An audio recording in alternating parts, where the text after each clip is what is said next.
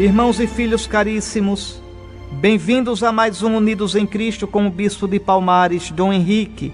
Nós estamos meditando na primeira carta de São Paulo aos Coríntios, no capítulo 12. Agora vamos para o versículo 8.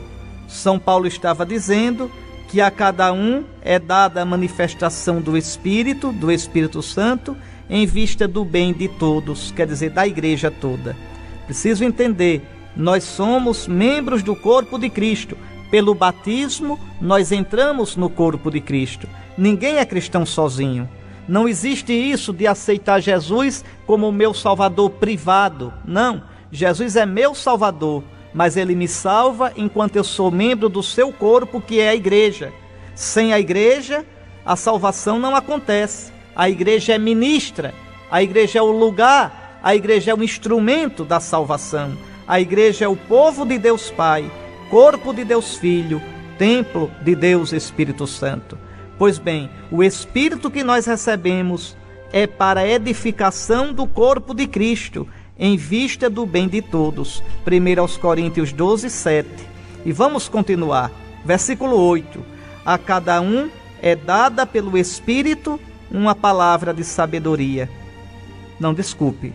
A um é dada pelo Espírito a palavra de sabedoria. A outro, uma palavra de conhecimento, segundo o mesmo Espírito. A outro é dada a fé, pelo mesmo Espírito. A outro são dados dons de cura, pelo mesmo Espírito. A outro, o poder de fazer milagres. A outros, a profecia. A outro, o discernimento dos espíritos. A outro, a diversidade de línguas. A outro, o dom de as interpretar.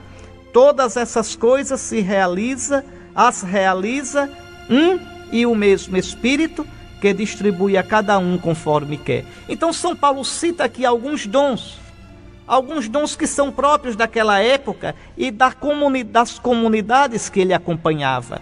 Nem todas as comunidades cristãs tinham esses dons. As comunidades de São João, de São Pedro, não tinham assim esses dons, tinham outros dons.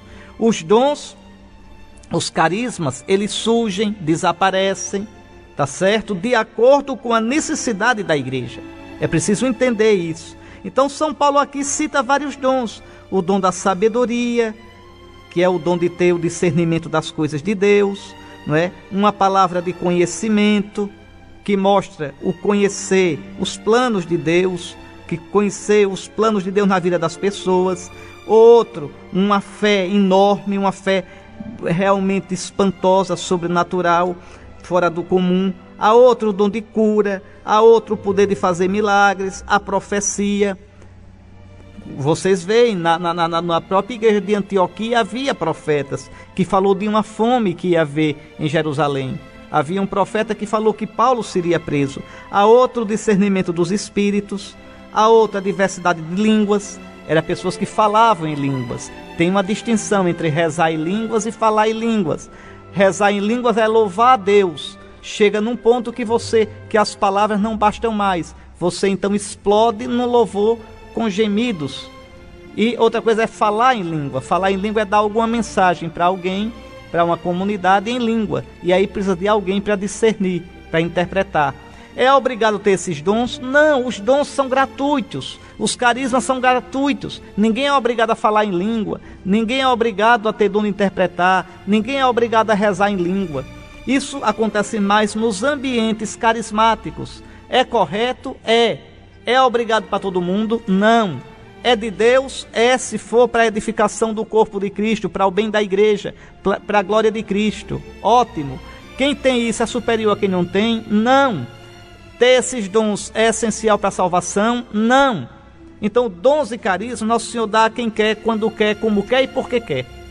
Compreende? Então, o que não pode faltar é a caridade. Nós estamos no capítulo 12 da 1 aos Coríntios. No capítulo 13, São Paulo vai dizer qual é o maior dom. É a caridade, o amor. Aí ele vai dizer, se eu não tiver o amor, eu posso falar línguas, eu posso fazer milagres, eu posso fazer o que for, que nada disso vai servir. É o amor que nasce da fé em Nosso Senhor. Muito bem, o que importa, olha aqui, é o que está no versículo 11. Todas essas coisas as realiza um e o mesmo Espírito, que distribui a cada um conforme quer.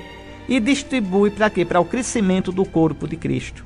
E aí São Paulo vai falar desse corpo de Cristo, que é a igreja. Olha lá, o versículo 12. Como o corpo é um, embora tenha muitos membros, e como todos os membros do corpo, embora sejam muitos, formam um só corpo, assim também acontece com Cristo.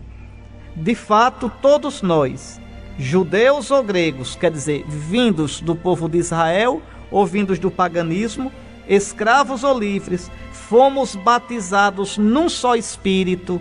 Olha aqui o sacramento do batismo, veja que dá o Espírito Santo.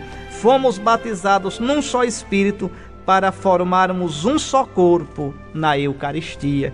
E esse corpo é a igreja. E todos nós bebemos de um único Espírito. Que coisa linda isso, que coisa linda. Bebemos de um único Espírito no batismo e na Eucaristia. Porque em cada sacramento a gente recebe sim a graça do Espírito Santo para crescer cada vez mais como o corpo de Cristo, que é a igreja. Pense nisso. Você tem a graça de ser membro da igreja, da nossa Mãe Católica. Pense nisso. E que te abençoe o Deus Todo-Poderoso, Pai, Filho e Espírito Santo. Amém.